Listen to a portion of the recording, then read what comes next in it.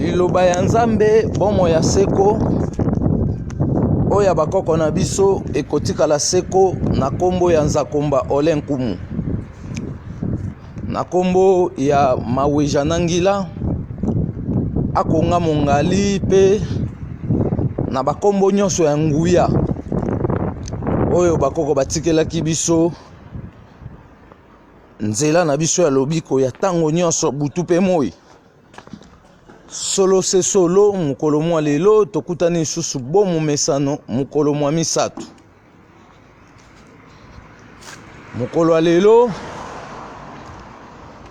tozoko determiner ka ba programme oyo komema biso na évolution ndenge elobaka Mvuluski Mbangu tanga kutana ye na koko mangongele agomoro alakisaki yango pwelele ete pona biso baindo to zwa reveni ya credo oyo bapesaki biso na Nzakomba esengeli toyeba nanu organisation yango lelo toza mwa mukuse par rapport ya mabongisami ya feti ya mama Kimpavita pamba te mikolo etikali mukie lokwa mikolo etikali mukie biso tozoko ulengela manaka ya mama Kimpavita ndenge lobama poasa ete tokobuka mbuma ya bolamu ya ba parcours nyonso oyo bakoko na biso basalaki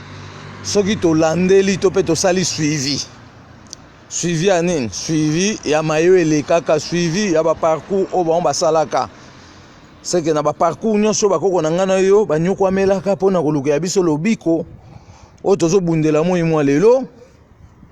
eza na ba énergie circulaire oyo elekaka tina yango wana tolengelaka bafeti ya bakoko bafeti eza ebele me tema mutu mwindu aza na distraction bafeti mosusu biso osalaka bafeti tosali losambo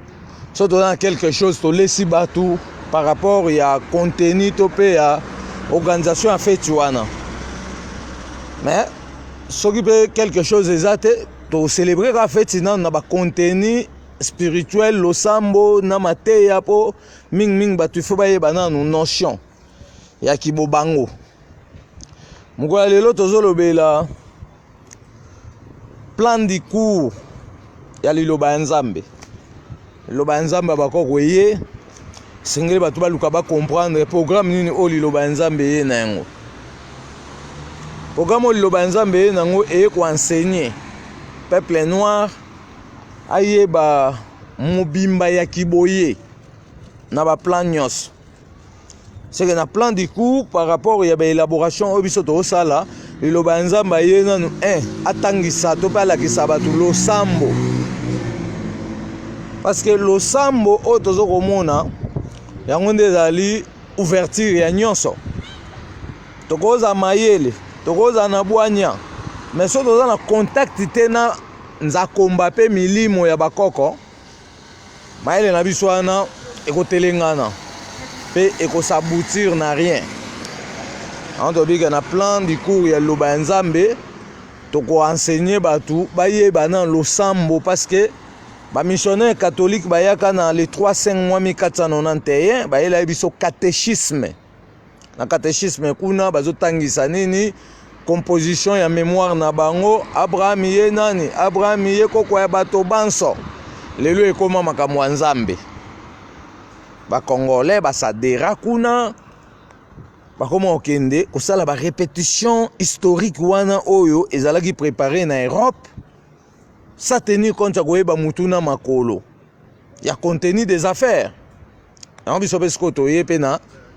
basilabisi ya bakoko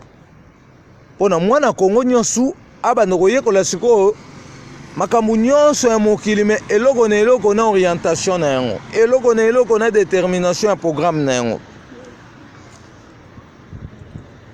tolongola peuple na biso aza égaré lelo oyo azoyekola makambo ya Europe ye azokanisaki azoyekola makambo ya Nzambe nzoka nde nzoka ye pe aza na makambo na ye seke mpona Kongo ebika il faut peuple mobimba azala élevé to pe Afrique mobimba il faut peuple mobimba azala élevé na historique na ye nde ko développer makanisi na ye e okota esprit mental na ye na profondeur liloba nzambe eye kuenseigner ndenge nini mutu mwindo akuta na milimo bakoko na ye babengi yango contact des esprits planétaires divine de l'homme noir, parce que milimo mbindu ezali milimo pe ya petu eza mais abiso tolobela milimo ya petwa. Donc na kati ya contact des esprits divines de l'homme noir,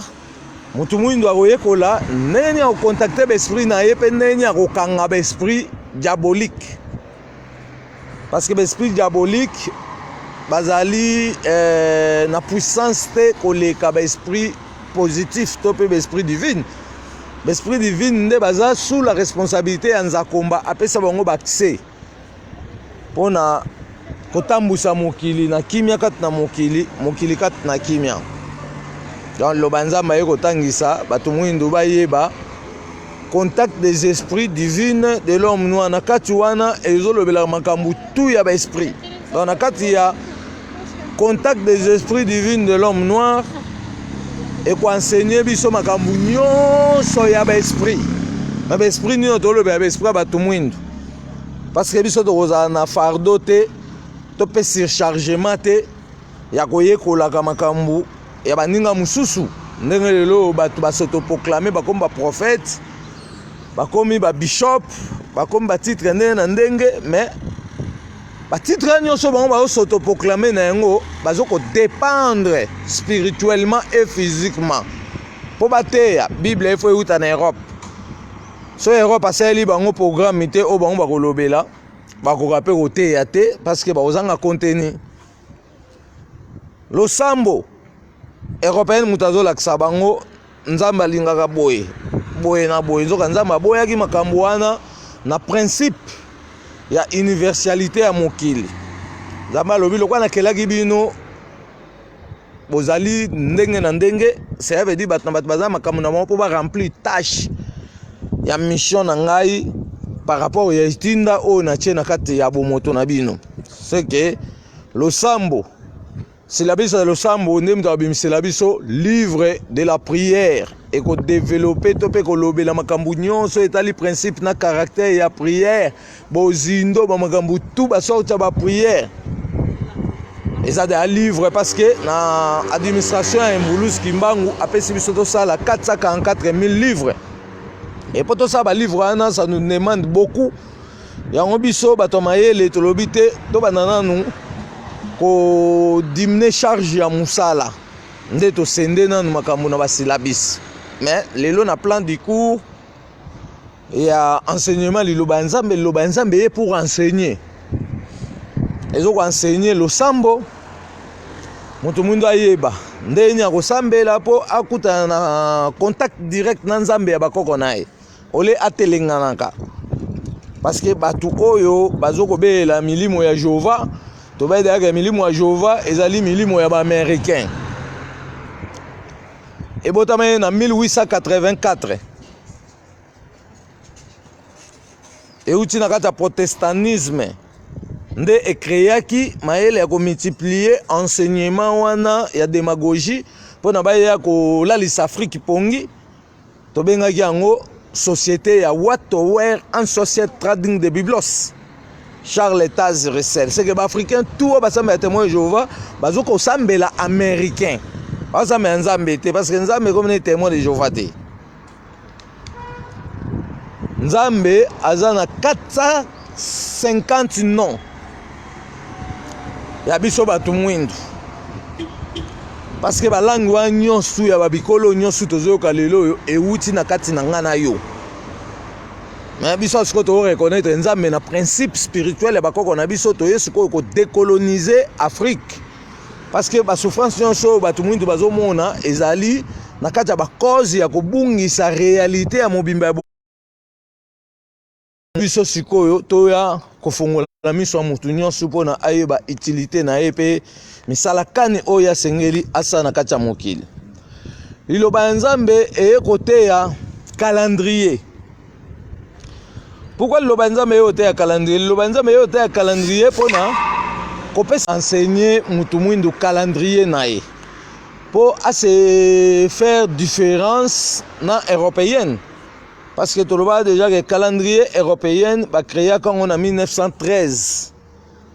Basalaka étude nakati ya pape Grégoire XIII na Messe Champs-Élysées Grich pour na calculer topé kolandela évolution d'agglomération spatiale. Et monde occidental va découvrir que sur le plan culminant des globes bazali na mouvement tempéré. Kasi Afrique tout un mouvement tropique, donc tout ça tropical. Topé ba tropicaux. Ça veut dire le quoi tout zali ba tropique, na ba tout ya tempéré, tout ça na même évolution ya calendrier été. Malgré sans ça mon donc ba tout vivre na ndenge na parce que c'est totalement même ba différence pour les moments. Na Europe tout ça déjà na été. Na ba Afrique du Nord tout ça déjà na été. Été ça déjà moi. Mais pas na biso kuna siko na mini choyo tozali na elanga pas na biso kuna siko toza na elanga parce que tobayi ke eza nango ka ndenge moko biso eza na deux saisons, saison sèche na saison de pluie, mais ekabwami na quatre parties parce que ezoko répertorier biso elanga mukie elanga munene mbula mukie mbula munene bango pe awa babi baza na quatre saisons na bango mona été printemps automne na hiver. Sur la manifestation périodique wana et les gars ndenge moko parce que tant botala awa soto zali na printemps topé na automne topé na hiver eza le rôle là malili oyo biso to bénéficier na 7e mois elanga munene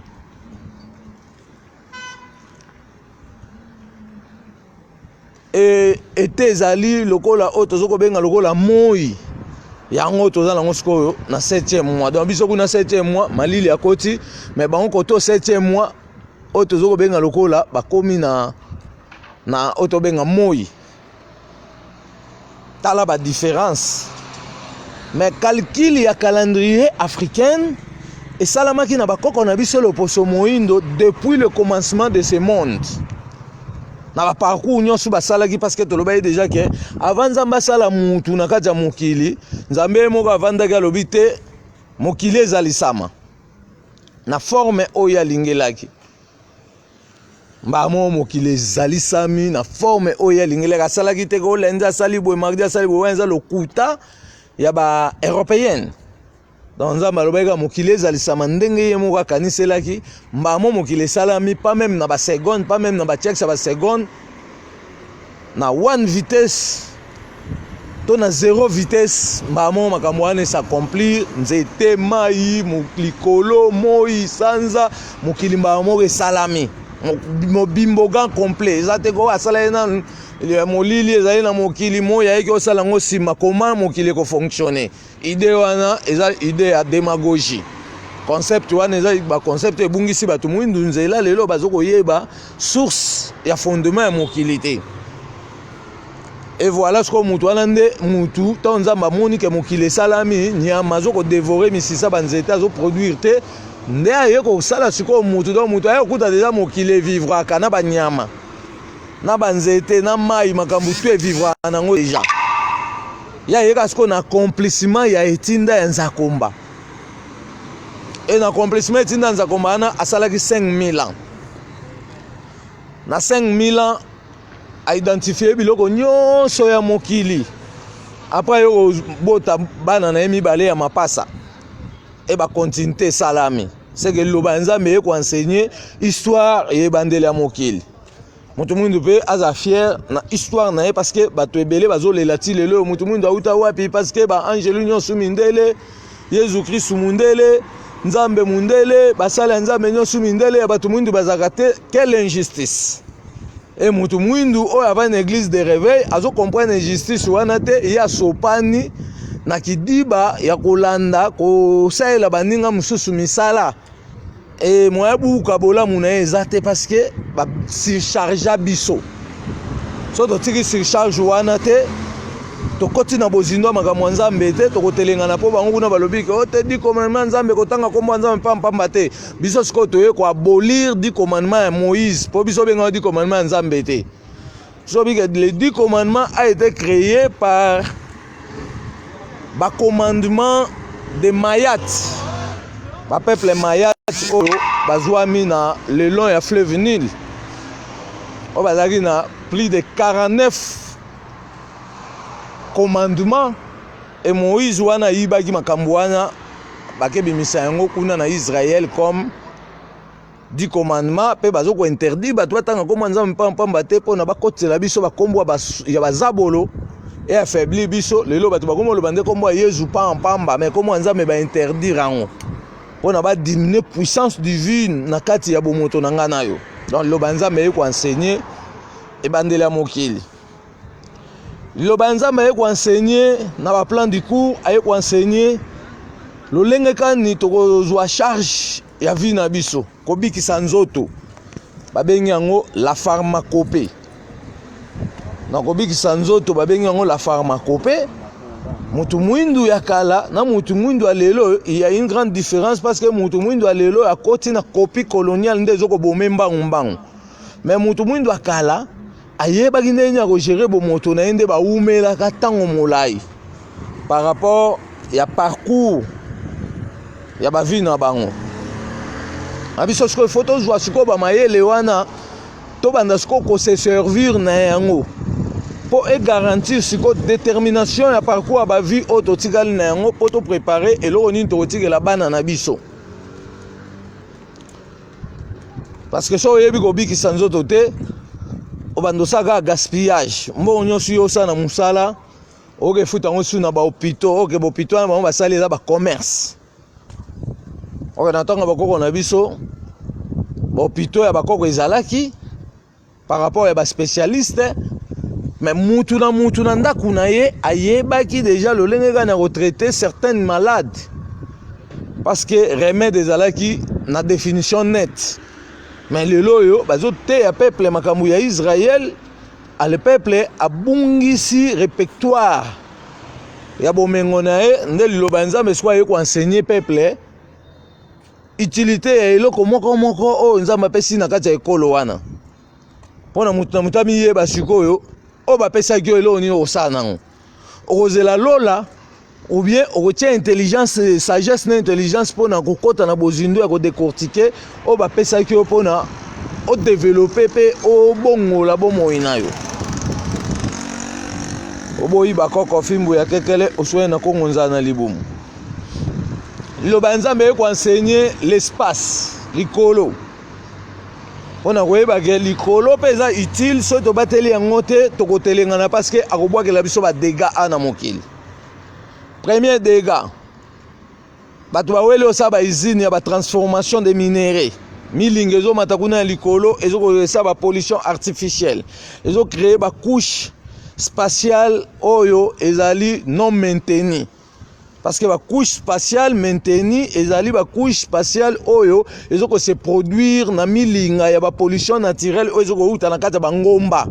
To pe na kata ba trou de grotte. Yango nde ezo fonctionner na calcul ya Nzambe. Kasi ba pollution artificielle ya précipitation obiso ba tutozo ko utiliser pour na ko exploiter biloko ya Nzambe ezo ko créer ba dégâts na likolo pe ezo ko créer ba embouteillage spatial. Oboyi ba koko fimbo ya kekele oswai na kongonza na libumu. Biloba Nzambe ko enseigner mai. Ba mai nyosu ba océan, ba fleuve, ba source d'eau, ba mai ndenge na ndenge o eza kati ya mokili. Toye ko enseigner makambu ya ba mai po mutu pa yeba ke na kati ya mai makambu ni Nzambe atie na kati ya mai. Nzambe atie pouvoir moko to pe puissance moko ya purification na kati ya ba mai nyosu o ekulaka. On moni même batu ya kisi to pe batu ya négativité ba kena pe ozwa toujours mai wana pona ko se protéger face ya obstacle ya bato pe ba ko bundisa bango po bango na bango ba bundaka. Omona pasteur na église azui mai azobwakela bato azoganga au nom de Jésus. Menzoka cérémonie na osala na classe batangisaki ya étude ya mokili balakisa ke mai eza puissance ya purification c'est que bato nyosu yo koyamba bamsupe baoza batu pe ya misalaka na soloka malgré yo mo poza muta soloka pour neutraliser ba soloka na bango bango bazoya nango pona ko neutraliser yo il faut bwakela bango mai tango bwakela bango mai ka ya Nzambe et neutraliser na pouvoir ko bango baye nango mo baza likolo na o ezate nde bango ba obenga ngo ba puissance ya Nzambe mais tolobi ke banda ba prophétie pasteur moko te apesa de la prophétie ya diamant ya Congo to ya or to eloko moko bosongolo bango bapesaka baprophétie ya bavie ya bato mais esimba mpe te mpo bato baopesa ya baprophétie ti lelo baza na bapasi bango moko mpe na bafamille na bango bazali mpe na bato ya pasi oyo bango moko nakubi bapesi ata baprophétie te mais baosalela kaka bapropagande européenne oyo ekomisa bango na kizunguzungu ya bowumbu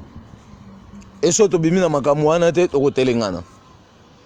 liloba ya nzambe ekotangisa l'alphabet africaine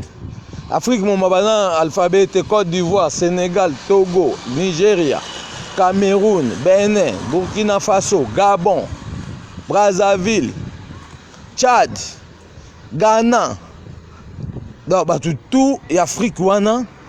bazangi makomi donc ba administration na bango nyonso bazosala baza na surcharge européenne parce que bazoko dépendre et pas européenne mbongo tout Afrique ekendaka à ce qui concerne l'administration parce que makomi obo utiliser pour na bo s'informer pour na bo garantir secret boîte aux lettres boza na ngote bino bozo sailande ba makomi ba to mususu c'est que bato wana baza toujours supérieur na bino pour boza na secret te ezoko protéger bino to pe ezoko garantir valeur linguistique ya mobimba ya bomoto bwa bino ya to yotangisa alphabet congolais a 23 lettres 18 consonnes 5 voyelles. Ils ont un signe arithmétique complet, addition, multiplication, soustraction, division, na signe autobengi logo la égal. Liloba nzambe ekotangisa misala kanyo to kosala ba minéraux o ba pesi na kati ya mboka Congo. Ya to saki syllabus ya activation ya cuivre na or. Et kuna na kata syllabus wana to expliquer ngo malamu ke pona tozwa secret ya or biso bato mwindu esengeli tokota na invocation ya esprit ya koko wolo ye mutu ako dévoiler biso makambo nyonso parce que ye mutu abandaki makambo wana ya or tokopesa na bane na ye na badate na misalo ya salaka na ba exploitation ba or quantité to tonnage boni oyo exploitaki avant na ba arriver ba mindele. Bona to sa misala ya cuivre yo babengi ngengele esengeli tokota na invocation ya molimo ya koko ngengele azaka ye moko te baze belé parce que ba tribu nyonso ya Afrique mobimba bazali na bakoko wana oyo batikaki ba mayele wana ba savoir le ba comment ba esprit donc po biso zwa connaissance ba biloko wana ndeni to ko traiter yango ndeni to ko lamba yango na quel degré ya ba moto o to ko sa ba four na biso pona et dessoudre chaque pierre parce que libanga émeraude po ba lamba yango to ba sala ngo musala moko boye eza na makambo nango ndenge ba ko saela libanga ya saphir nyonso wana libanga émeraude saphir ezanga na ngoma mangengengi peza na ba mai nyonso ya Congo na ba Lubumbashi na ba Kalemi na ba mboka ebele libanga ya saphir eza misala ngo ekosama o to benga yokola libanga ya cristal eza misala donc makambo nyonso tu esengeli mwana Congo nyonso abanda koyekola nde biloko ne ole atika na distraction ya makambo ya bapaya mo makambo wana eza lokola freinage à mémoire yo vandi ozoyekola makambo bapaya mais yo biloko no bazo piyango parce que programme nini oyo sala ya vie oyo kotikela bana otika bango ba hotelengana peut-être ba obotola bango pe étandi ya mabele otikela bango parce que ça sans définition donc peuple sans définition a kotelengana azaka lokola mbwa bakangisinga bazo benda e pe ba diriger na esika nyonso bango balingi liloba nzambe ayekoteya makambo etali transformation ya ba minéraux to pe ba nature o nzambe apesi biso fo mwana Kongo nyonso ayekola na kelasi kimbango atindi pona to longwa na boumbu oyo parce que boumbu bapimela biso même création na invention to se débrouiller kana ndenge na biso par rapport à inspiration nzambe kasi lokwa bakonzi penser na bango eza dévier na Europe pona surchargement batikela bango ya loi coloniale so mwana mboka sali mwa quelque chose ba omona onka pamba nzoka ba savant bango wana il faut ko sangisaka bango ko tela bango ba budget pona ko développer action ya mutu na mutu na makambo wana to eza négligé parce que mutu mwinda ko mondi makaka te o mundele asali nde ya mwana kitoko nzoka poison retardé na eloko basali bino momoni kezo boma batu mais bino bo continuer toujours na makambo wana yango toloba yeke bakoko bakoningisa mokili oyo pona tembe ya mutu nyonso esila. Donc voilà, toza ba cours ebele parce que toye na 444 000 livres. Mais na plan du cours topesi liloba nzambe ye ko enseigner pouvoir ya ba mapasa. Bana mapasa makambo na bango eza ndenge nini? Ba makambo tout oloba to osala ngo ba école. Liloba nzambe ye ko enseigner ba pouvoir to pe ba sekele eboma na kati ya minoko, na kati ya ba langue. Minoko oyo tozomona biso négligent oyo biso tokoma olobela ya baninga et domina biso.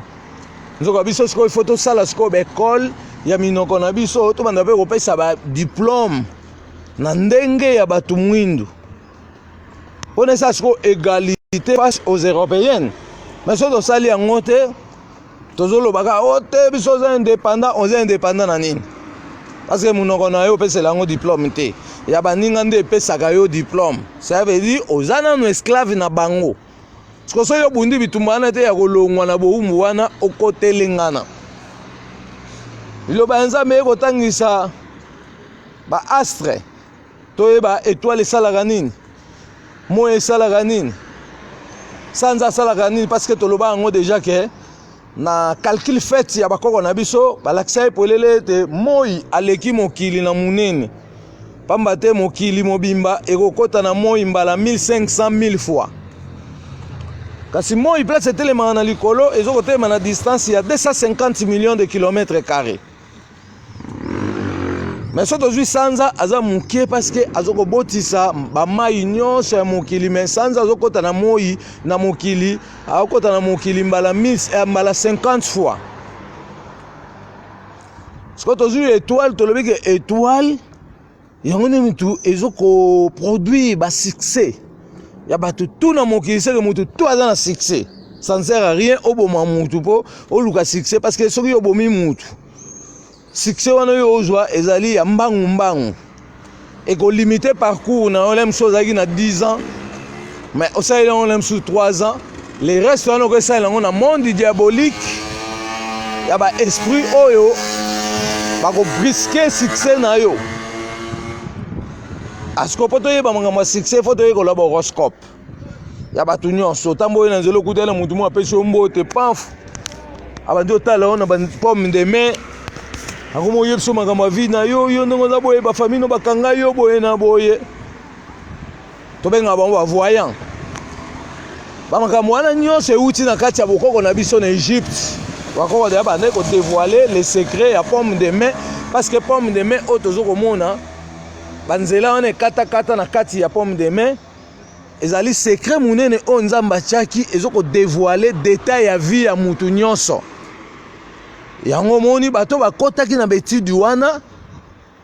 batombaki juste mais bato mususu bakena yango na ndenge ya négativité. Car travailler na esprit négatif mais ako détailler pe makambo ya vie na yo à partir ya pomme de main parce que vous a répertorié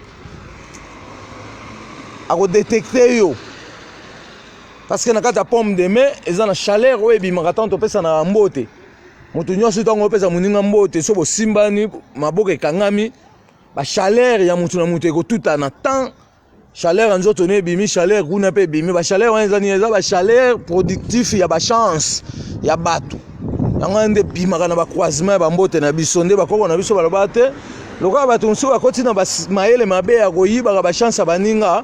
pona pesa mbote il faut na simba na pédicure asimbi loboko ya mobali na motema asapaiser à interdire mbindo na yo to makambo na yo ya mabe uti kosala quelque part ekotaye autant to pesa na mbote direct ça veut dire muninga ko auti oluka auti ko boma asimbi na loboko ekoki ko contager yo pe to pe kotisio makambo na ye botutu na ye.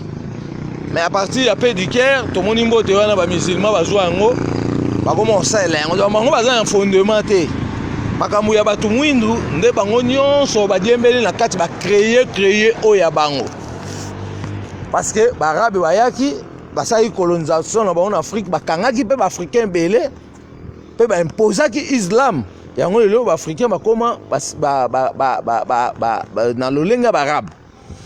ba européen pe ba yaki na ndenge na bango donc ba Europe c'est toute l'Europe parce que ton roi Léopold a convoqué une réunion pour ça la géographie de l'Afrique koye ko la fleuve Congo pendeni ba ocha ba frontière na ba mabele na biso nyonso abengisaki 14 pays européens. Autriche azana kati, Allemagne azana kati, France azana kati, Angleterre azana kati, Belgique azana kati, Turquie azana kati, donc mamboka ezaki ebele. Oyo bavandelaki makita wana. Donc tobi ke enseignement na biso ezali ko définir bakamni peuple na biso asengela yekola pona alongwa na kotelengana. Ayeba sikoyo rôle ya musala oyo asengela sala parce que ezali définition to pe détermination ya itinda nzakumba. Eza sans limite après biso ba misusu bakoya na sima. Liloba nzambe eye ko enseigner liwa. Dans un livre des morts. Kolakisa mutu mwindi makambo na nyonso ya ba pierre tombale, makambo ya enterrement, makambo ya ba prière oya kosala, ba nzembu d'accompagnement parce que ba biloko nyonso eza nécessaire. Soki yo okufeli, okekunda ebembe na bino na nzembo ya Yesu. Yebake otindiki na monde diabolique. Akepa nzambe te. Po bakoko na yo oyo basimbi singa motolo na biso ba célébrer kama na mona ndenge na bango ya ngwana o ngana to sengeli to landa pe to respecter. Po elongola biso na bakoka jambe to pe ba mikakata no ba makamne na ne tozokuta na ngona ba vie na biso. C'est que bato mwindi bazana lolenge na bango okunda bibembe mais lolengo lelo bato bazokunda bibembe eza lolenga nzambe te. Eza lolenga bokoko na biso te donc eza lolenge moko ya déviation parce que bokunda bibembe botie croix. Kasi mamo botindi mutu wana na détournement ok se retrouver dans le monde diabolique. Ba cimetière, disposition de cimetière, faut to réparer en Afrique. Ko buka ba kwa nyonso eza na ba cimetière pona to libéraliser milimo ya batu nyonso tout elongwa na kati ya kotelengana. E ba cimetière to kotia ngo ba signe ya bakoko na biso pona protection. Naba otobenga ba pompe funèbre to kotia ba structure ya sika. Ya koyeba ekundeli na biso ezaka ndenge nini ebembe kufi oze alors mbonga ya oyemba nzemni ya koyemba nzemwe wana correspondre te na mutu akufi ya oyemba makambo ya Jésus Christ mwana Israël mba moko eza distraction parce que ekomi ba aventure mutu soka akufi balelaka ye na ndenge bakoko na ye parce que na ba monde wana o tokendaka ntango bato bakufaka tozokende na ba monde ya bakoko. Mais biso sans le savoir to côté na distraction ya lola na lifelo bon lola na lifelo bakoko na biso ya 700 bazaka na lolo bien bazana lifelo kasi tolo bake bato wana kalande mutu tant batiki ba corps physique ba comme ba esprit bangwande bake ko vanda siko na ba siège wana pour nous accueillir. Est-ce que bozindo na biso tozo e bangote pona nini pona enseignement moko boye christianisé et yé kocha bulu yeke na bongo mutu mwindu a perdre contrôle ya nyonso o ezalaki bolamu ya mobimba ya bomoto naye. Liloba nzambe ye ko enseigner ba fête ya bakoko calendrier poto bénéficier na ba énergie circulaire nyonso. Nde do préparer le 2 juillet biso na Maroc to bengisi 100 personnes mais to tchaki excédé à 50 parce que bato bazé belé mais to salika bongo pona ko diminuer moi mukie dépense. Dans les 2 juillet au na kata Maroc biso to bengisaki 100 personnes to kabola biloko donc ezali fête ya revenu de bénédiction. To kabola biloko soso moko mutu moko to tche moi bakilo ya loso na kati ya koli ya mutu soso moko na mwa bakilo ya loso na mwa tomate mwa litungulu mwa huile tope mafuta mbila parce que mutu mundu lelo amona ake mundene mtasala huile mais tobika mundela sala huile te parce que bakoko na biso nde mutu basalaki ba huile na banguba na bambika preuve ane que États-Unis d'Amérique tango zaki lipanda na ye na 1784 exploitaki 5000 tonnes ya huile eutaki na nguba pe na mbika pe azwaki 40 000 tonnes ya mafuta mbila ekenda ekuna seke bazalaki na eloko moko te me lelo bakomi koganga kotia makelele na babiloko bayiba bareserva kuna bakomi kokosa biso ke bango baleki biso nzoka Congo to pe Afrique ezali patrimoine mondial so tosorganize na ndenge na biso tokolesa Europe tokolesa États-Unis tokolesa toute étendue de la terre 510 millions de kilomètres carrés dans le 2 juillet na France kuna kozala na Paris bandeko pe babengisi une affaire à 40 personnes pour célébrer fête ya Mama Kimpavita. La fête ya Mama Kimpavita tout oyo tokolobela ba qualité d'élévation ya bakoko na biso parce que azalaki ye moko te kasi toloba à chaque fois que bazali 966 bana basi o bazali comme ba prophétesse bamibali bazalaki 2029 prophètes noirs o bazalaki enfermés tués en Ekapela en 1934 mais ba maman bazalaki ba maman ya kala tokoloba ba qualité d'élévation Mama Kimpavita tolobaka dans cette qualité d'élévation tobengele la reine de la lumière. Pourquoi tobengele la reine de la lumière? Parce que yene mtafongolaki nzela ya koyamba likabo onza kumbapesaki mvuluski mbangu mpona alakisa biso mpoasa toyeba esika nini tokotia matambe te esika nini tokotia makolo na nzela ya bilembo bakoko na biso tobengele la reine ya fécondation. Donc azali dans cette qualité. Mama Nyamega tokoyeba makambo ya Mama Nyamega, Mama Wanzile. Donc tozoke sikona procédure wana ya le 2 juillet. Mais dans le 2 juillet tobengisaka ba 200 personnes au-delà même ba 250 parce que so tobengisi 200 personnes tokotia excédent parce que bato musuku bazangaka otamwala nzela boya ko ngana zoki biloko bakoko te. Déjà initiative mon ba pesi biso tokota ba ONG ba mindele te parce que ba ko imposer biso sko toza nyonso mbala moto osala siko makambo ya structure mokili ya sika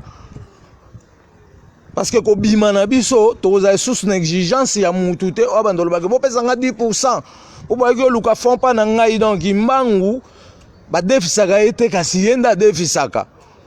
dans le roi imbangu siko ba defisaka ete yenda defisaka azali na grande capacité ya responsabilité ya ko résoudre makambo tout ya pasi ya vie na ngana yo soka to reconnaître souffrance o ya monaki mais le quoi bato musu tembezali tozo kende tembe ko suka tembe pe tembe ko sila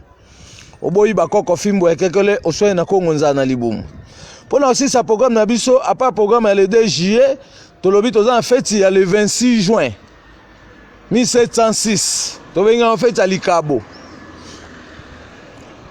kuna to fetaka toliaka biloko nyonso repas nango ezaka biloko nyonso oyo ebima périodiquement parce qu'à partir ya mois de juin tozaka na ba production ya ba biloko ndenge na ndenge na ba miel mafuta nzoyo ebima na mois de juin kasi le 29 juin 1706 tozaka siko na fête ya suivi. Fête le 26 juin 1706 tobenga ngo fête il y a plusieurs fête de fleurs, il y a plusieurs couleurs.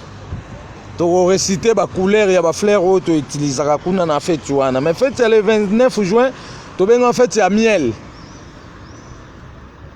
Pas matin Mama Kimpavita ça qui suivi. Donc tobenga fête ya suivi. Le 2 juillet tobenga yango siko yo fête ya revenu de bénédiction.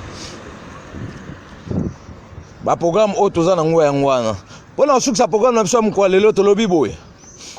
to prometaki makambo etali salaire ya membre nyonso na kati ya liloba ya Nzambe o asaka suivi to sola na makambo wana na administration baninga bazoyokanga na sincérité nyonso bayebi ndeni to sola parce que nga na Hollanda continuité des programmes o eza utilité biso to ko exécuter na ngote mais o eza utile toko exécuter nango parce que bakoko balobi ke musala obo osala les églises te temps en temps revenir ya makambo nyonso bo ndokuta nango na kati ya liloba Nzambe par rapport à ba parcours esengeli baninga nyonso bazwaka iteni pona kolakisa ke à la longue soki tokengeli makambo malamu toko se retrouver na ba vie sociale et kozwa biso na ba charge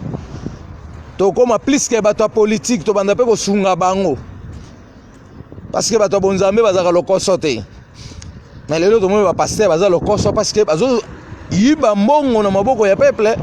bango bakoma banvwa mais ko kabana bango pona kosunga peuple wana ekomi mindondo mais biso siko to na responsabilité ba ko ba pesi biso to loba déjà que tozo futa mutu nyonso salaire to futa ba tout salaire kala mingi te avant fait ya mama Kimpavita to votaki déjà budget au mutu na mutu akozwa na niveau ya administration pe to lobaki eza na 3 procédures à remplir pour na yozwa salaire wana na 3 procédures à remplir wana mutu na mutayebi yango ba makamsusu to chango na kati ya ba groupe ya liloba ya Nzambe donc avant fait ya mama Kimpavita avant le 2 juillet to ko futa salaire to ko tia liste ya ba membre o bazali régulier to pe o basala suivi à tout moment ya mobimba liloba ya Nzambe mais pour la mutu zwa salaire wana to lobi ezaka na 3 procédures à répondre na 3 procédures wana soki o se retrouver na 2 procédures ça veut dire o zwa salaire mais so on se retrouve dans la procédure moko o zwa salaire te faut les kana justification et pas ya comptable na biso et là bato Kinshasa ba bando le kana na otobenga na justification et pas comptable parce que tous là on to travailler ensemble mais manguna bazana makamusus monsieur bisko ke makambo mangela tikaki ezali na bomoko ya statico muta changer ngwa zate à la longue batunde ba comprendre que ba o baza libanda ya programme ba o bazane na programme parce que être kozana kata programme ezali ko sala continuité ya programme oko mangela tikaki mais mutu nyonso ko sala libanda ya programme oko mangela tikaki ça veut dire aza libanda liloba Nzambe inspiration na epe kozala calé pe kozala limité yango bozo mona lelo ebele baninga baza limité parce que moi basa continuité za te po ba bimi libanda ya mutu oyo a nyokwa ki pe akutana na mvulusi kimbangu na yambo ava biso nyonso toyeba kimbangu oyo tozolobela lelo to votaki déjà budget ya salaire o mutu na mutu akozwa a tozo préparer sikoyo na kati ya continuité pour na to réaliser yango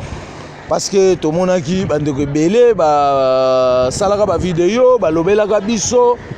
bon ba mona peut-être que makambo tozo lobeza ba aventure mais biso lobaki makambo ya liloba Nzambe za ba aventure te makambo oyo eye ko bikisa vie na ngana yo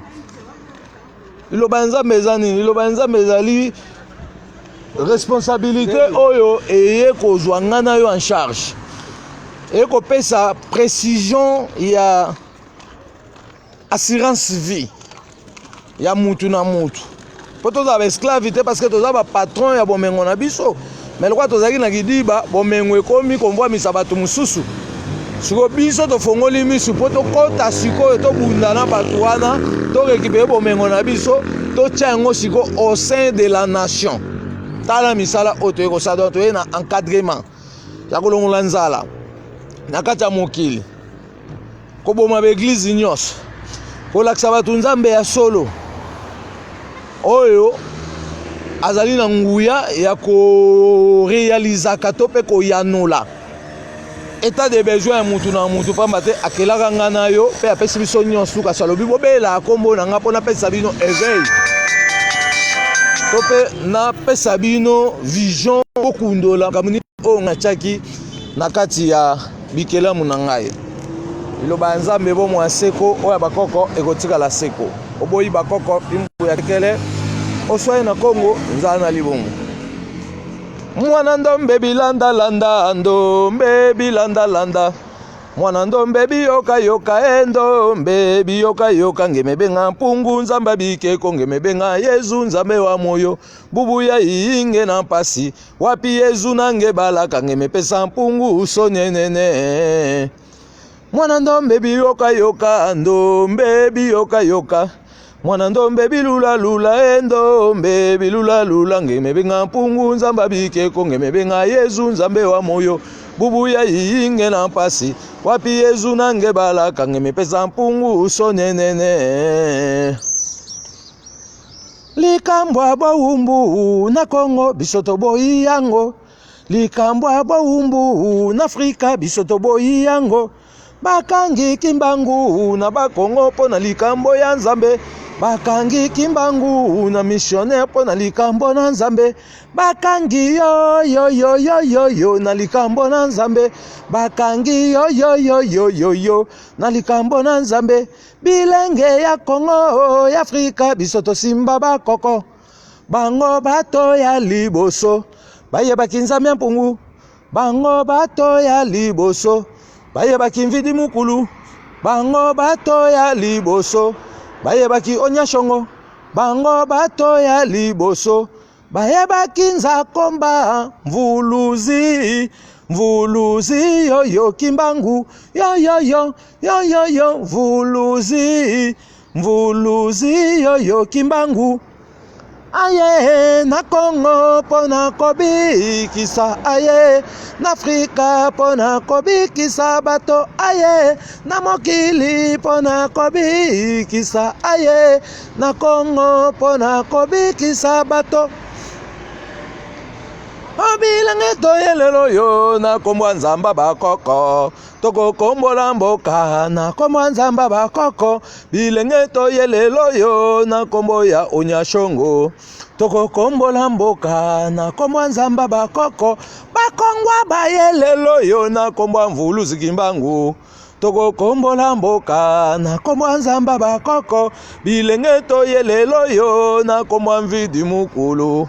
toko kombola mboka na kombo Nzamba bakoko ba message bayelelo yo na kombo Mama Kimpavita toko kombola mboka na kombo Nzamba bakoko bilenge toyelelo yo na kombo ya Onyashongo toko kombola mboka na kombo Nzamba bakoko yemba kumisa Nzambe ya bakoko ya Kongo ya baindo pungu tulendo akonga mongalie Nzambe ya bakoko ya baindo baso pungu tulendo bakoko na biso bayebaki Nzambe na minoko nyonso na bakongo babengi Nzambe ya mpungu na baluba babengi Videle mukulu na bangala babengi Olenkumu liloba ya Nzambe weto bomoi ya seko yemba kumisa Nzambe ya bakoko ya baindo baso pungu tulendo bayaki na tembe po bakabola libota Kongo kimbanzi seleka sukisa makambo bayaki na tembe po bakabola loposo moindo kimbanzi seleka sukisa makambo kimbanzi imana matita Nzambe seleka mabelongwa aomboka ya Kongo totikala na bomo ya petwase na kombo Nzambe maloba kimbangu solo ekokisami maloba kimbangu solo mobikisa loposo moindo kimbanzi seleka sukisa makambo maloba kimbangu solo mobikisa mokili mobimba kimbanzi seleka sukisa makambo kimbanzi imana matita Nzambe seleka mabelongwa aomboka ya Kongo totikala na bomo ya petwase na kombo Nzambe maloba kimbangu solo ekokisami kimbangu wiza mupeva Kongo wiza watu sadisa mupasi tuni na wiza kimbangu wiza mupeva Kongo wiza watu sadisa mupasi tuni na kimbangu wiza mupeva Kongo wiza watu sadisa mupasi tuni na wiza kimbangu wiza mupeva Kongo wiza watu sadisa mupasi tuni na kimbangu wiza ngeyeye mvuluzi wiza watu sadisa muboloko tuni na wiza kimbangu wiza ngeyeye mvuluzi wiza watu sadisa muboloko tunina kimbangu wiza ngeyeye mvuluzi wiza watu sadisa mupeva Kongo wiza kimbangu wiza ngayeye mvuluzi wiza watu sadisa mupeva Kongo buzindombe mayamuna na luze imo mukusosa lusasula mvuluzi kimbangu emayalonga ngalwa simbamo ekwa bandombe ngalufeti wilamo nga kimbangu oyo namona bino boye byango pona koluka nzela ya lobiko ya baindo oyo naloba bino bosimbango epa baindo kaka boko yokango vuluzi kimbangu wakanga masambu benadio kilumbu kimosiki beni sukola nzima vuluzi kimbangu wakanga masambu benadio kilumbu kimosiki beni sukola nzima yange sukula mavanga mame ailwe ngisi wa monao yange sukula mavanga mame ailwe ngisi wa monao watoto mbangi muzulu mbangi maoso matuvanga fumu nzambi zeimo bakaka babanzilanga mvuluzi kimbangu kwiza kaka kwiza sambuno fulusu bakoko bakanga masambu benadio kilumbu kimosiki beni sukula nzima yange sukula mavanga mame ailwe ngisi wa monao watoto mbangi muzulu mbangi maoso matuvanga fumu nzambi zeimo bakaka babanzilanga mvuluzi kimbangu kwiza kaka kwiza sambuno fulusu solo se solo nzambe ya bakoko na biso olenkumunza kumba tobeleli kombo na yo kombo na nguya nyonso na tina ete opambola moko na moko na libota ya baindo banso pe ya mokili mobimba olobaki yango poasa ete soki toyebi bosembo ya liloba ya nguya oyo kabelaki bakoko bwa biso okoyingela kati na moko mpona kotalisa ye bosolo ya mobimba ya bolamu abo moto bwaye pe okofongola banzela na biso nyonso bikisa baye nyonso bazali na pasi pe kokoso na kati na mabota na bango fongola banzela na biso nyonso ezali ya kokangama pamba te bakoko bandima ekonyokwama pe bamikabaki mbeka mpona kolukela biso lobiko ya biso bato ya lelo tina yango wana tobotami na pasi ya pinzoli mwa bango mpona kolengela bolamu ya baye oyo bakoyingela nsima na biso kombo na ekumisama liboso na biso nsima ya mokongo mpe bipai nyonso tokozala bipai nyonso tozwami yambo tobima na bozongi mpe bondaku obatela biso butu mpe moi na bobimi na biso mpe bozongi na biso ndako bisika nyonso ekani biso kokoma yo me itya petwa na oyo ya mopepe ya peve ya Kongo oyo ebikisaki mvuluzi kimbangu mpe ekangolaki bakoko banso oyaki kati na mama kimpavito opesaki ye bolingo ya solo pe opesaki ye ndingisa enene ya kokamba mbotama ya mabota nyonso ya mokili na tina ete bato ya kitoko babotama pe ya mayele na bwanya mpona kolengela kobongisa mokili oyo pe kobongola yango ekoma mwa sika oyaki kati na mama Wanzile opesaki ye manaka ebele oyaki kati na mama Nyamega pe mama Mafuta oyaki kati na mama Nzinga solo se solo nzambe bakoko bwa biso lakisa nguya na yo oyo bandaki nango uta ebandeli na kati ya koko nzala mpanda pe koko kiteleki nabo olobaka yango poasa ete loko okausaki pinzoli ya pasi ya bakoko bwa biso okobikisa biso pe kozongisela biso mobimba ya bisengo ya manso oyo tobungisaki kombo na yo ekumisama mbala o mbala pe ezala likolo na nyonso pamba te yango nde ezali nguya ya lisolo pe ya kino suka te oyo ekobatelaka biso na bolali pe bolamuki fongola biso misu mpona tokundola bozindo ya mokili ya molimo pe ya musuni mpona toyeba bosembo kani bakoko batambolaki na yango nde batambolaki na oyo elongo solo bakoko bwa biso batongaki bondeko ya solo elongo na nzambe mpungutulendo ya manzavelela yango opesaki bango eliki ya solo ya bilaka na yo to pe ya nsilulu na yo ete biso tokobotama na kombo bwa bango okozongisa bango na kati na biso mpona tozongisa nyonso oyo tobungisaki pe nyonso oyo epanzanaki bolingo na oyo elutaki yango kabelaki biso mokili mobimba kombo na oyo ekumisama na mabota nyonso mpona kopesa moko na moko mapamboli ya solo oyo olobaki ete bobele yokelaka biso bolali pe bolamuki na biso moko na moko esengela sepela na oyo elongo na kembo oyo eutaki likolo nse ekitaki na mokili mpona kozongisela biso nyonso oyo epesamaki na kombo na yo solo pona tozala batu ya lelo pe tosepela na yo elongo etikala se bongo oboyi bakoko fimbo ya kekele oswani na Kongo nzala na libumu Kembo kembo kembo nzambi ya mpungu, kembo si wasolwa. Kembo kembo kembo vidi mukulu, kembo si wasolwa. Zaya yoso kembe la babo bakwikila, munzambi ya mpungu tulendo Kongo. Kembo kembo kembo maweja, kembo si wasolwa. Solo se solo nzambe bakoko na biso, nzambi mpungu tulendo mbanza velela nzambe ya mvuluzi kimbangu. Tobeleli yo olongisa biso na bitumba we ezali koya liboso ndenge olakaka na bakoko bwa biso ete okotinda biso bana ya mayele pona tokata singa ya minyololo ya boumbu oyo ewumeli ntango molai. Mvuluzi kimbangu anyokwamaki solo ntango molai pona kolongwa libota oyo kati na kotelengana pe na bwale kati na pasi. Tina yango wana tobeleli yo na kombo ya likunzi ya bomoi bwa seko, likunzi ya elonga abikisa mabota na biso nyonso na mikakatano oyo ezali koleka butu pe moi. Pamba te amika bakimbeka pona kolongisa biso na mikakatano te kasi na elonga ya bomoi bwa biso na tina ete tosepela na maso oyo epesamelaki biso na Nzakomba na ekolo Kongo pe na etando ya bayindo nyonso.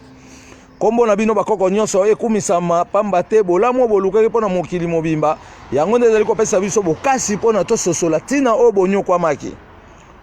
Boyingela kati na biso na londende na bilembo likolo se sanza kake mabanga mbula moi minzoto pona kozongisa ya biso mobimba ya babokasi oyo epesamelaki biso na Nzakomba. Baye oyo bazali na pasi ya makamu ndenge na ndenge etali bomoi bwa bango bikisa bango moi mwa lelo pe na butu ezali koyingela. Pamba te bolobaki ete bundaki pona kopesa biso nzela oyo kokutisa biso na bolamu ya mobimba bomoto bwa biso. Oboyi bakoko fimbo ya kekele oswani na Kongo nzala na libumu. Ivulule numala shuma shangu shima yami, kafunga kami mvuluzi kimbangu ningi kukula yami. Kimbangu alingile ngovile koka makeke, yuma ya lingile kimbangu ningi kukula yami. Mala mvulule chilamina chami mala, mala mvulule wayo chilamina chami mala. Mala mvulule chilamina chami mala, mala mvulule wayo chilamina chami mala. Ivulule numala kimbangu ningi kukula yami. Mama nzinga walingile, mama kimpa vita ningi kukula yami. Mama wanzile walingile, mama nyamega ngovile koka makeke. Mama makeba walingile, mama mafuta ningi kukula yami. Mala mvulule chilamina chami mala, mala mvulule wayo chilamina chami mala. Pesa moko na moko likabo mwaye ndengo lakaki na bakoko bwa biso solo banyoko makitango molaika soka usaki pinzoli mwa bango. Bengana milimo nyonso ya mbindo oyo ekotungisaka bomoi ya bayindo banso pe ya mabota na biso na bisika nyonso tozwami. Bayo bakangami na milimo na minyololo ya milimo na soloka bafongwa mamoi mwa lelo na kombo ya mvuluzi kimbangu likunzi ya elonga likunzi ya lobiko pona batatola kombo na bino ete ezali na nguya likolo na nyonso elongo na nzambi mpungu tulendo mbanza velela. Pamba te bosembo ya maso obo lakisaki tondimi yango. Pasi nyonso bomonaki tondimi yango kasi bolakaki poasa ete pasi na bino ezali bisengo na biso batu ya lelo. Tala pasi ekoteli libota na bino tozangi lobiko ya solo. Tozangi bayo bakobikisa biso. Botelema ndenge botelemaki na musuni lelo bokoma milimo bolakisa bokasi na bino. Bolakisa bokasi ya nzambi oyo bolobelaki ete azali na nguya ya kopesa biso biyano ya manso oyo ekotungisaka bomoi na biso pe azali na nguya likolo na nyonso pona kopesa moko na moko mapambole ya solo pona tosepela na makoki manso oyo akabelaki bino uta boye na bino likolo na se kasi biso bato ya lelo tozali na ndingisa enene ya kolanda nzela na bino pona tokengela oyo epesamelaki bino na Nzakomba solo pona tomona bolamu nyonso oyo bolukaki etikala se bongo matondo mingi na mvuluzi kimbangu pe bakoko nyonso ya bwanya na maele elongo na nzambi mpungu tulendo ya mbanza velela totondi bino tango nyonso pe liloba na bino ekotelengana te kasi eyekati na biso pona tolakisa ekolo mobimba bana na biso bayeba yango biso moko toyeba yango pona kolengela manaka mwa sika oyo bolobaki ete bokobongola mokili oyo na mupepe ya solo pe na pole ya sika. Bokolakisa lolenge na nzambe solo pe bokolata biso nzoto bokomilakisa poasa pona kolongola makanisi mabe oyo balatisaka biso na badongolo meso pona toyina bino kasi bondeko na biso na bino ekopesa biso bisengo ya libela na libela mpe kolongola konuna na kati ya moko na biso pamba te tobungisaki nyonso ntina yango lelo tokomi na mawa kasi bolobaki ete lokola toyebi nzambe pungutulu nzambe azavele bokolongola biso kati na mawa mpe bozongisa moko na bomoto bwa ye mpona asimba bolamu ya bomoto na ye na maboko mpe asepela na nzakumba elongo oboyi bakoko fimbo ya kekele oyo swani na kongo nzala na libumu totondo mpona mvuluski mbangu likunzi ya elonga ya bomoi bwa seko alongaki baboloko mpe apesa ye biso biyano ya pasi ya mobimba ya bomoi mpe ya bomoto bwa biso totondo mpona biso mwa bilenge ya nkoto mibale oyo tozwi ndingisa ya kokoba yenda esika bakoko basukelaki mpona tomatisa yango mpe tolengela boye bolamu ya bayo bakoya nsima na biso totondo mpona bakoko nyonso oyo bakoya nsima na biso mpona kokoba yenda na bisika biso tokosukela liloba ya nzambe bomo ya seko oyo bakoko na biso ekotikala seko tala ntina oyo tosangani mokolo ya lelo tozaka na kati ya bapreparation ya fete ya mama Kimpavita tobaki loposo moyindo ebungi nzela pamba te ekoti na surcharge ya kosala meme badepense to mpe kocelebre bafete ya bapaya abiso sikoyo tozobetela nde bafete ya bakoko na biso tolo tobika na bafete ya bakoko biso tozali baresponsable mpe tobanda kogaspiller toujours mpona kosala propagande na marketing bato bayeba bakoko de façon biso de retour tobanda kobénéficier na revenu ya baénergie circulaire oyo ezokoleka na parcours ya oyo tozokobenga lokola chaque fête oboyi bakoko fimbu ya kekele oswani na kongo nzala na libumu tolobeli makambo ya losambo par rapport moto mwindu ayeba ndenge nini asengela sambela mpo akota na contact ya bakoko na ye parce que losambo oyo bato lelo bazosambela ezali losambo ezokomema bango na déviation bazokoekutana na milimo ya bazabolo milimo ya baeuropéenne mokolo moko te ekoassiste bango nzoka motu mpo abika ifo azala assiste na baesprit ya bakoko na ye ya petwa kasi baafricain bazangi badéfinition ya baesprit nyonso bango bazokobenga nzoka nde nzoka bazokota na contact na milimo ya bazabolo pourquoi toyebi bakokota na milimo ya bazabolo tolobaki déjà ke na 1506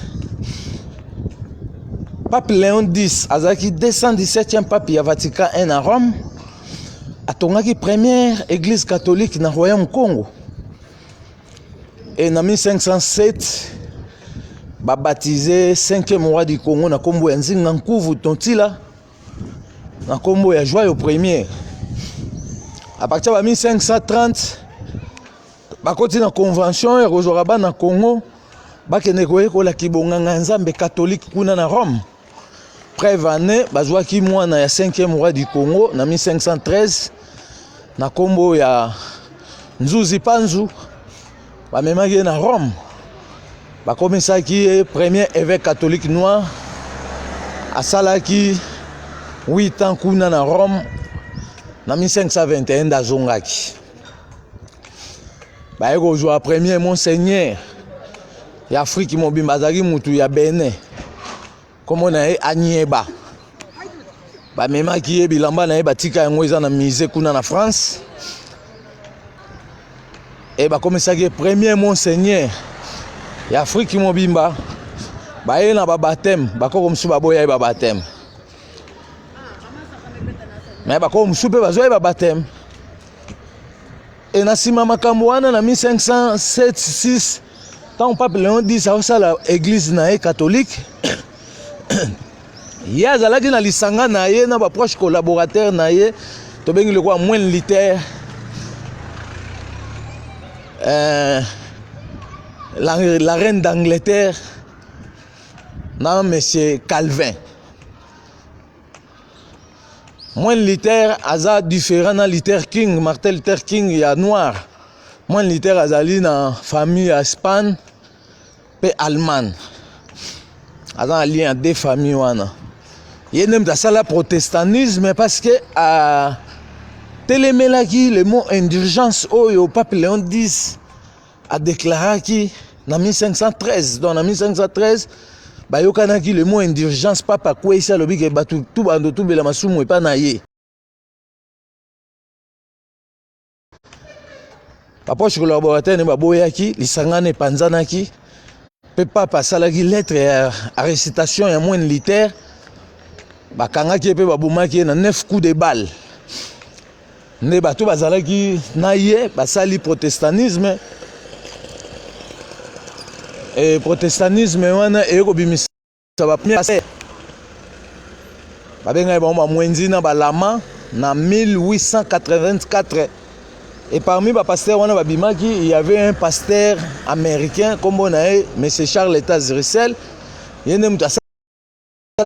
société, il y a multiplié la Bible, il y a une société, il y a what to wear and society trading de Biblos. Et tant il y a Koufi, successeur, M. Ritnerford, a joué continuité, il y a un témoin de Jéhovah, il y a un témoin de Jéhovah. Tout le monde dit que la Jéhovah, c'est un Américain. Parce que l'esprit Jéhovah, toujours reconnaître que ce n'est pas l'esprit en Zambété, que c'est l'esprit. Il y a Zabolo Mounene ou avant de mot blanc, Nangomba Moreza en Suisse. Donc, il y a Jéhovah, et bien, il y a écraser Jéhovah. Il y a Elohim, et bien, il y a bloquer Elohim, il y a Seigneur. Il y a des gens qui ont déstabilisé le Seigneur. Ce que ça me l'a Yahvé. Il y a des gens qui ont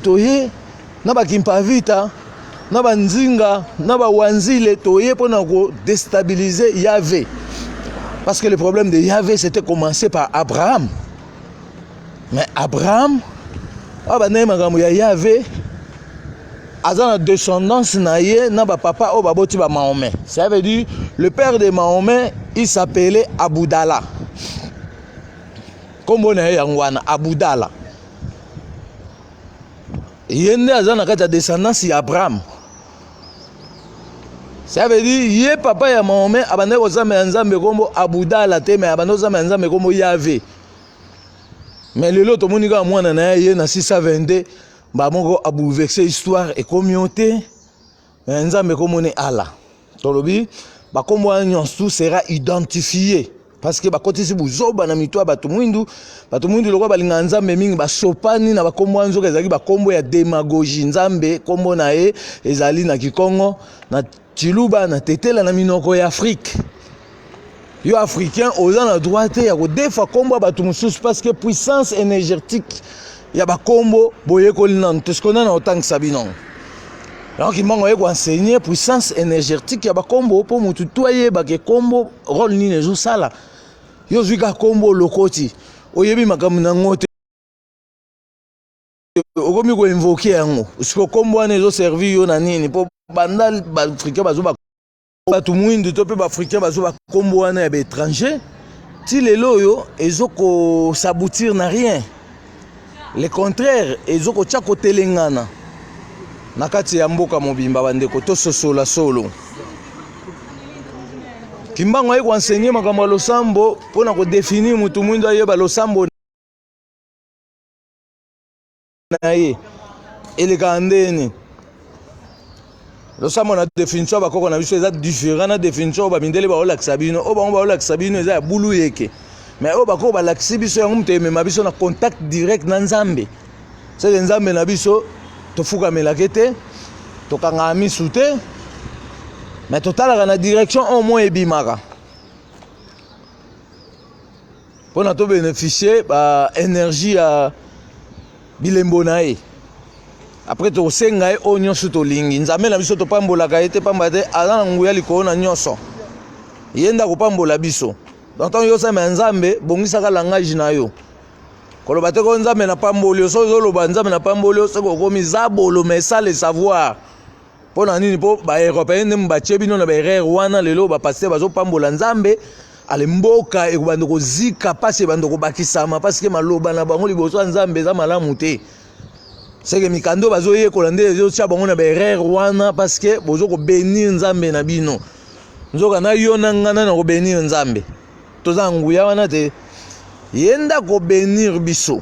Donc so biso to sengi bénédiction nde ko pambola biso, mais so biso comme pambola ye wana tozo luka bo tutu pe tozo bakisa pasi likolo ya pasi. Yango tozo ba chaque fois que gouvernement ondimi makambo mayu evandeli okuna okoko bongisa te parce que oza surchargé pour ba moral ya divagation eza wana ebele, il faut to traiter na moral. So mutu mundu étude ya ko traiter moral à éviter. Ya zo se précipiter kana o déjà ba doté. Nde na bokoko na biso balobeke que prière eza nango ka moko ezali lisolo ya mutu na nzambe ya bakoko na ye sans intermédiaire, mais to tie bakoko ba intermédiaire parce que bango ne balakisaki biso vertu wana ke bana tala nzambe mpungu azalaka. Donc il faut to yeba na caractère nzambe na principe na ye alingi ndenge nini mpo na etamboli na nga na yo. Po to bénéficier siko na banguya na nyonso atiaki à la portée de tout le monde, mais babungisa biso chemin wana ba vérité wana. Atokomo sa siko le contraire nde ezoko bota botutu ezoko bota mindo nzoka ya linaka biso kala yango apesa biso permission na biloko na ye, mais si juste to respecter ba principe na ba caractère ya etamboli à chaque nature pona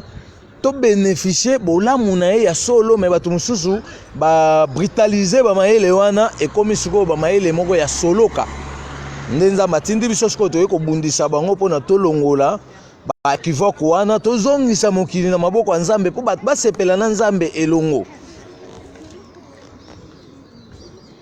Prière na bokoko na biso ezaka moko lisolo mutu na nzambe, mais tokaboli yango na 4 parties. Pourquoi tokaboli yango na 4 parties? Na ba air nango ezali. Donc tokaboli yango na 4 parties parce que mutu mwindu pona sambe ya nzambe osambela 4 fois na mukolo. Mais 4 parties de la prière, tokaboli prière wana ka eza moko, mais tokaboli na 4 parties par rapport ya prière incantatoire. Eza mutu azo s'adresser direct to pas azo exposer mikumba na ye et pas nzamba bakoko na ye. Prière ya sérénité. Pensez à mutu azo sola na nzambe. Donc mutu azo sola na nzambe intérieurement. Prière ya oraison. Mutu akomi ko absorber to pe ko contempler ba astre. Donc nzambe na tinda nenda tinda biso na mokili abi poto za na nguya ya ko détruire milimo na soloka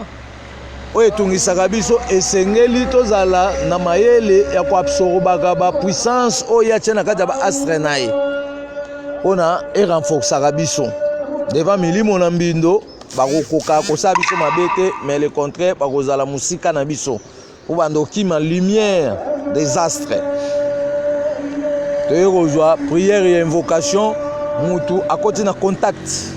na milimo ya nguya ya bakoko na milimo wana bazana ba siège o bango bavandaka. C'est que lo banzamba yeko enseigner makambo ebele, il faut to yeba ba planète to landa lokuta ba mindele te, parce que ba planète eza sika oyo ba esprit bazoko se résider. To pe esprit bazo vanda na ba siège moko bonde mundele na mo français abenga ngo planète,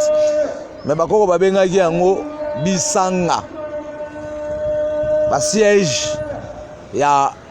ba réservation d'esprit, siko ba esprit wana to ko calculer to pe to ko yekola malamu to yeba ba esprit ya malamu na ba esprit ya mabe, parce que ya mabe to ko isoler bango, donc to yeko pesa bango punition.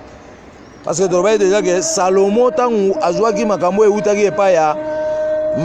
Myriam ndeko Moïse na Roboa akendaki ko former table d'alliance moko oyo ebandaki ko porter ye 72 esprit pona ya sala makambo na ye. Mais biso siko atoye na kosala ba table d'alliance oyo ebandaki ko porter biso 450 esprits ya tous les tribus to collaborer na bango bapesa biso ba makambo oyo biso to ko développer le mokili. Talatina o nzamba lingaki biso yango apesi biso makambo kitoko kelasi yango abakoko ezo kokoba toloba ide yake tokomi ko évoluer siko na makambo etali documentation. Pour le moment toza déjà na 12 livres. Donc toto ba syllabus ezaka ba livre, mais ba livre on le to salem sous livre mo boy ya 12 pages, livre mo boy ya il y a 20 pages ou bien il y a 100 pages. Mais to bandi na kosa ndam après toi on doit continuer la deuxième partie na yango ne ko permettre biso to réaliser chaque livre. To yena livre liwa ezolo beka makambo liwa mutu soka kufi makamnini oyo ko sala selon kiboindo, parce que so yo sala selon kibo européenne eza lokwa ozoko tindika esprit wana ekende na monde diabolique. Parce que cérémonie ya makambo etali eliwa batna batesenge ba alimentation. Na batu faut ba veiller na alimentation na bango pour ba vivre longtemps. Mais mutu mundu lelo mitiki bakomo memela e ba alimentation moko importée. Ayebi place bazo sala ngota ayebi ba mélange to pe ba solution ba biloko bazo sangisa kuna te. Donc batu oyo bako se laisser faire na alimentation na bango bakomi boma. Parce que tant bo se laisser faire nzoto na bino komo consommer ba biloko o esengeli te pona ba organisme ya bomoto na bino poko telengana. Tala tina o mwa muke to mekaki kopesa mwa en réalité wana to lobeli plan di cours ya loba nzambe. Si je n'abso mukwa lelo na kati wana to pesi programme mama Kimpavi tape to lobeli makambo ba salaire ya ba membre. Donc yo so omoni ozwi salaire noté benga comptable. Eza makambo ko kipulute awa tozolandela logique administratif. Oboyi bakoko fimbu ya kekele oswani na Congo nzala na libumu bongola meso mwene pona mokili mobimba. Pokwa malamu na bakoko nyonso ya mokili mobimba.